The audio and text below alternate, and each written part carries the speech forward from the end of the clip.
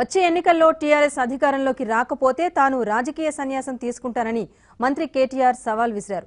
ఇందుకు మీరు సిద్ధమా అంటూ ఉత్తమ్కు సవాల్ విసిరారు. గద్వాల సభలో కేటీఆర్ కాంగ్రెస్ పై నిప్పులు చెరిగారు. మహబూబ్ నగర్ జిల్లా కాంగ్రెస్ నేతల తీరును దుయ్యబట్టారు.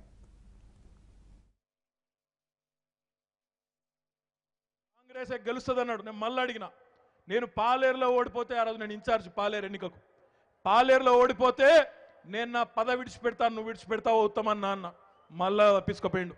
మళ్ళా నిన్న ఇలా మాట్లాడుతున్నాడు 60 సీట్లు వస్తాయి 70 సీట్లు వస్తాయని. నేను ఈరోజు పౌరుషాల పురిటిగడ్డ అయిన నడిగడ్డ వేదికగా నేను అడుగుతా ఉన్నా, ఉత్తమ్ కుమార్ రెడ్డి గారు, 2019 ఎన్నికలకు ఇంకా 20 నెలల సమయం ఉంది. 2019 సార్వత్రిక ఎన్నికలకు 20 నెలల సమయం ఉంది.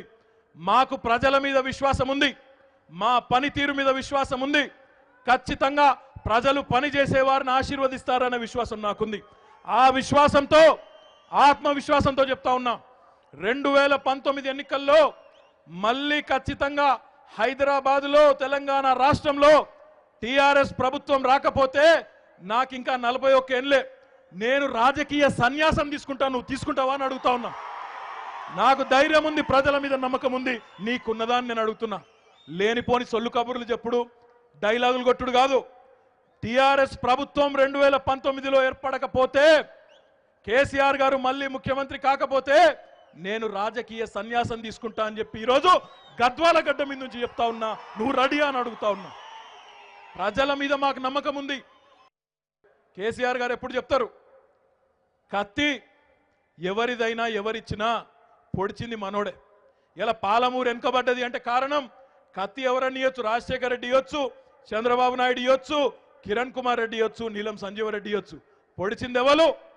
మన వాళ్ళే, ఈ జిల్లా కాంగ్రెస్ నాయకులైన విషయాన్ని ఒక్కసారి మీరు గుర్తు చేసుకోవాలని నేను కోరుతా ఉన్నా.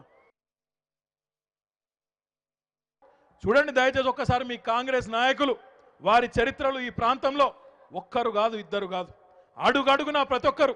నిన్నగాక మొన్న ఒక ఆయన చేరిండు, తెలుగుదేశం పార్టీలో ఉండి తొడలు జరిచి టీఆర్ఎస్ను ఖతం చేస్తా, పొడి చేస్తా, తుడి చేస్తా అని డైలాగులు కొట్టి ఆ దుకాణం బంద్ చేసి దిక్కులేకిళ్ళది వచ్చిండు.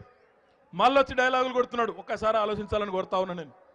ఆ నాయకుడు కాదా ఆనాడు తుపాకీ పట్టుకొని తెలంగాణ ప్రజల మీదకి బయలుదేరిన రైఫిల్ రేవంత్ రెడ్డి కాదా ఆయన? ఈరోజు ఆయన వచ్చి ఆయన కూడా నేనేదో పెద్ద చేసిన తెలంగాణ ఉద్యమానికి అని ఆయన చెప్తాడు. ఈ రకంగా చూస్తే పాలమూరు జిల్లా కాంగ్రెస్ నాయకులు వారు చేసిన ద్రోహం తెలంగాణకు కానీ పాలమూరు